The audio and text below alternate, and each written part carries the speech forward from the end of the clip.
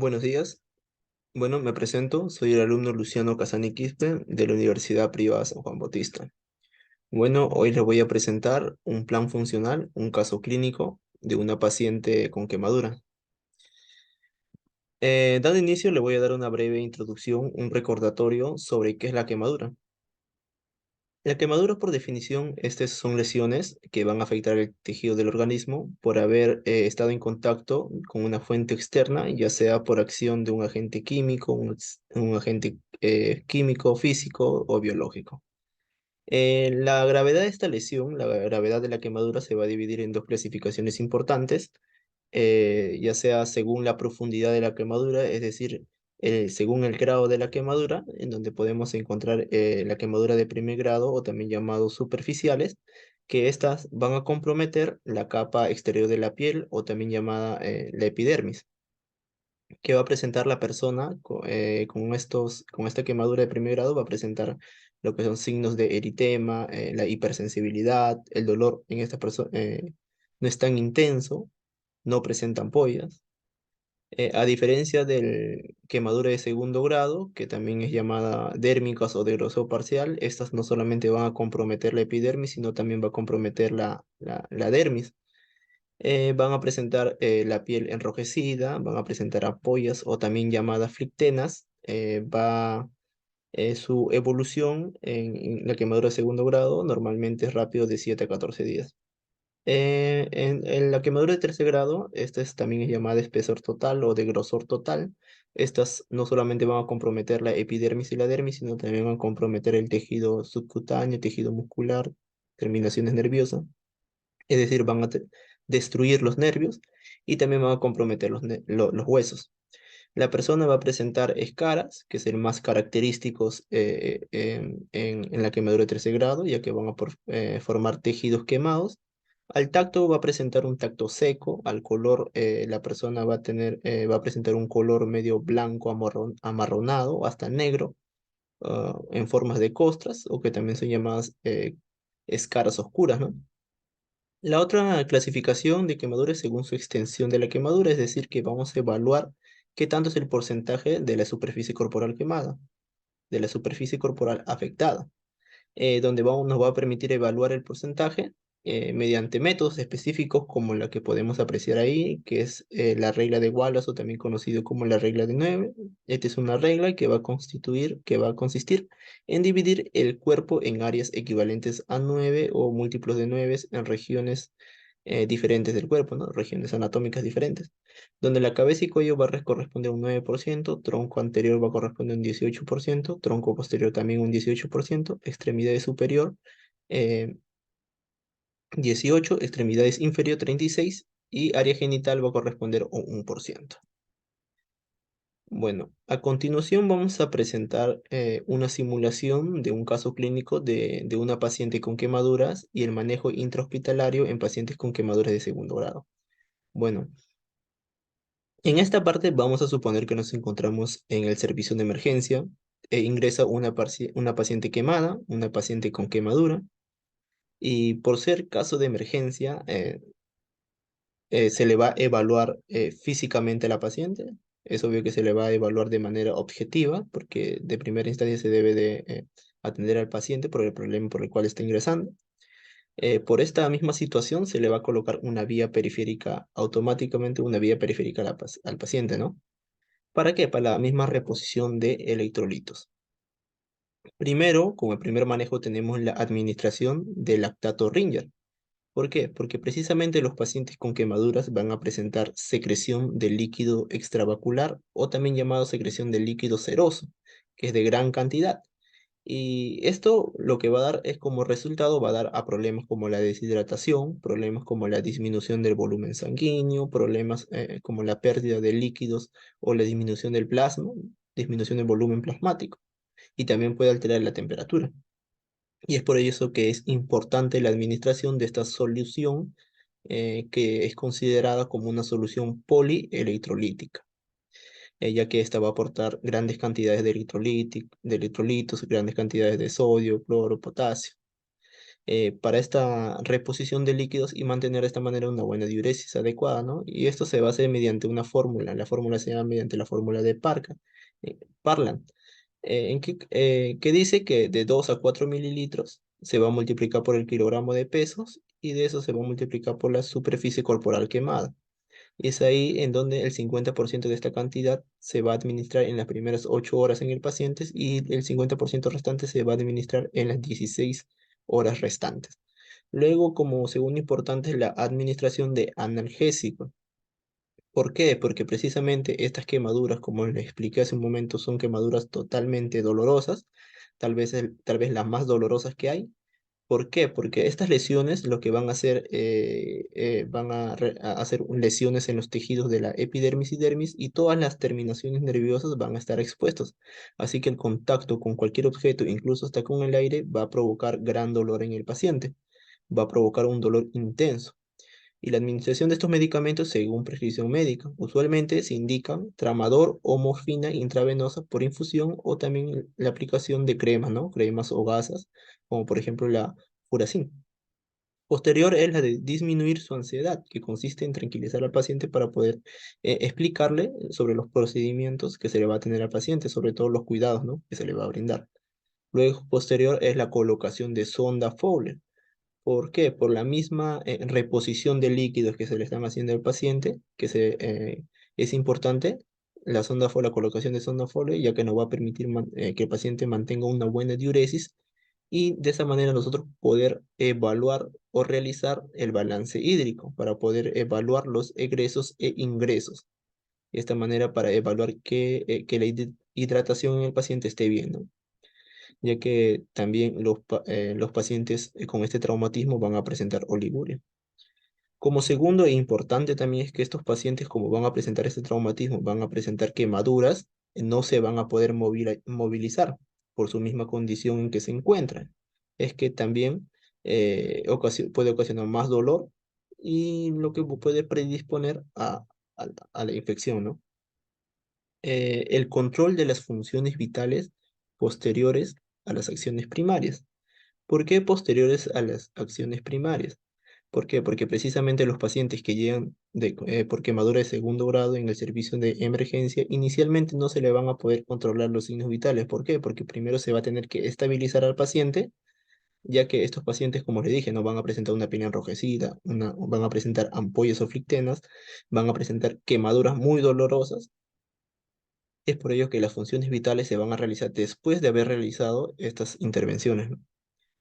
La curación de heridas está también, que es posterior, que se prosiga la limpieza de la herida, se va a eliminar los tejidos muertos con material sumamente estériles, cuidadosamente, aplicando antibióticos en crema. Algo que también es importante es el examen de laboratorio, hemograma completo, sobre todo perfil de urea y creatinina. ¿Debido a qué?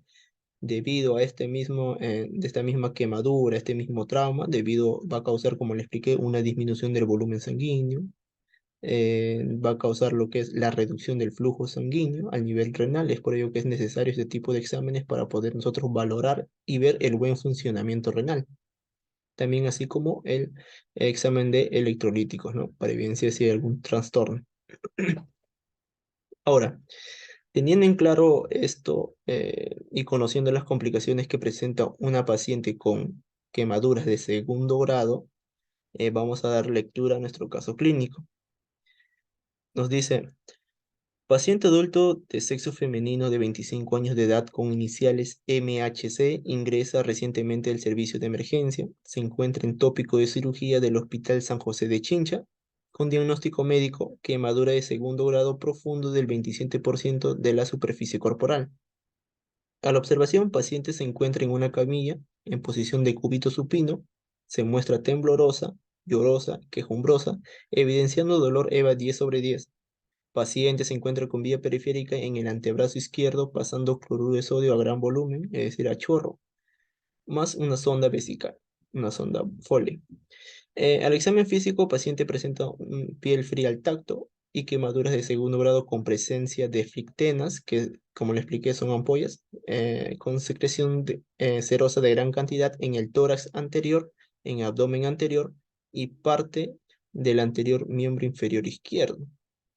Y lo que es aplicando la regla de Wallace, como le expliqué también, es por ello que el diagnóstico médico nos dice que es una quemadura de segundo grado profundo del 27% de la superficie corporal quemada. ¿Por qué? Porque el abdomen anterior ocupa el 9%, el tórax anterior otro 9%, y el parte anterior del miembro inferior izquierdo también un 9%. Es por eso que en su totalidad da un 27%. Paciente refiere Familiar refiere que se encontraba en una reunión y se quemó al acercarse a la parrilla. El médico de turno indicó exámenes del laboratorio como el hemograma completo, para perfil de uricreatinina también, como les expliqué. Como hay una disminución del volumen sanguíneo, lo que nosotros queremos saber es poder evaluar cómo está el funcionamiento renal. Eh, a las funciones vitales posteriores a las acciones primarias. Es decir, que después de haber realizado estas acciones se le toma posterior las funciones vitales. El paciente tiene una presión arterial de 110 sobre 60 milímetros de mercurio, una temperatura de 36 grados centígrados, ya que esta está desequilibrada por la misma pérdida de líquido, una frecuencia respiratoria de 26 respiraciones por minuto, una frecuencia cardíaca de 100 latidos por minuto. Ya, ahora de acuerdo a los diagnósticos. Como le expliqué, por este mismo traumatismo de las quemaduras, son lesiones muy dolorosas. Es por ello que estamos considerando como primer diagnóstico dolor agudo relacionado con agentes lesivos físicos. Paciente se muestra llorosa y quejumbrosa, evidenciando dolor EVA 10 sobre 10 con una frecuencia cardíaca de 100 respiraciones por minuto, 100 latidos por minuto. Por otro lado, tenemos déficit de volumen de líquido relacionado con pérdida de electrolitos, evidenciado por paciente presenta secreción serosa a gran cantidad, o también llamado líquido seroso, ¿no? Lo que va a provocar es una disminución de volumen, un volumen plasmático. Como tercero tenemos termorregulación ineficaz, relacionado con deshidratación, eh, evidenciado por una piel fría al tacto con una temperatura de 36 grados centígrados. Luego está el deterioro de la integridad cutánea relacionado con destrucción de las capas de la piel por agentes físicos, evidenciado por paciente presente quemaduras de grado 2 en el tórax anterior, abdomen anterior y parte anterior del miembro inferior izquierdo. Y como último tenemos riesgo de infección evidenciado por destrucción tisular, alteración de la integridad cutánea. Luego, como siguiente cuadro, tenemos que esto, según el NANDA, tenemos se encuentra en el dominio 12, confort, clase 1, confort físico, eh, dolor agudo relacionado con agentes lesivos físicos y evidenciado por pacientes se muestra llorosa, quejumbrosa, evidenciando dolor EVA 10 sobre 10. O sea, es un dolor muy insoportable. En el siguiente cuadro tenemos, eh, de acuerdo en relación con el libro No, que se encuentra en el dominio 5, salud percibida, clase, sintomatología, código 2102, nivel de dolor. Como identificadores tenemos dolor referido, ya que duración de los episodios del dolor, gemidos y gritos, y expresiones fáciles de dolor, y lágrimas también. Como siguiente cuadro tenemos en relación con el libro NIC, que se encuentra en dominio 1, fisiológico básico, clase fomento de la comodidad física, código 1410 y manejo del dolor agudo. Definición nos dice que es un alivio, o bueno, el alivio o reducción del dolor a un nivel aceptable para el paciente en el periodo inmediato posterior al daño de los tejidos tras traumatismo o una lesión. Dentro de las actividades, vamos a realizar una valoración exhaustiva del dolor, que incluya localización, aparición, duración, frecuencia e intensidad. Lo otro es asegurarse que el paciente reciba una atención analgésica inmediata, como por ejemplo, según prescripción médica, como por ejemplo, medicamentos como el tramador de 100 miligramos endovenosa o morfina intravenosa, por infusión, o aplicar cremas o gasas como la furacin, ¿no? Que les expliqué. Lo otro es prevenir también, algo que es muy importante, prevenir o controlar los efectos secundarios de medicamentos. Algo muy importante es sobre la administración del medicamento, por ejemplo, metamizol, ya que una de las reacciones adversas, lo que causa este medicamento es la hipotensión, es decir, la disminución de la frecuencia de la presión arterial. Y si se le administramos este tipo de medicamentos al paciente que está perdiendo electrolitos por estos traumatismos, al administrar este medicamento lo va a perjudicar.